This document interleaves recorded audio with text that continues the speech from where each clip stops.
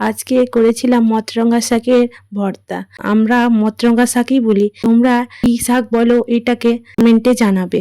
কড়াইতে সর্ষের তেল দিয়ে রসুন, কাঁচা লঙ্কা, সাদা সর্ষে, পেঁয়াজ কুচি আর জিরা দিয়ে একটু নেড়ে নিব।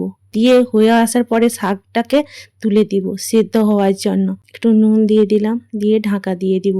5 মিনিট মতো রাখবো, 10 মিনিট না 5 মিনিট মতো রাখবো। দিয়ে হয়ে গেছে, ওটাকে নাড়িয়ে নিব। নাড়িয়ে ওটাকে থালায় তুলে নিয়ে শিলে বেটে নিব। তারপর রেডি হয়ে যাবে ভর্তা।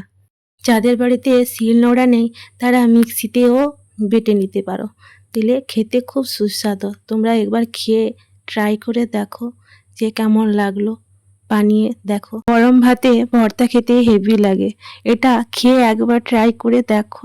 যারা বন্ধুরা তোমরা ডায়েট করছো, একটা তরকারি এই ভর্তাটা দিয়েই খাওয়া হয়ে যাবে।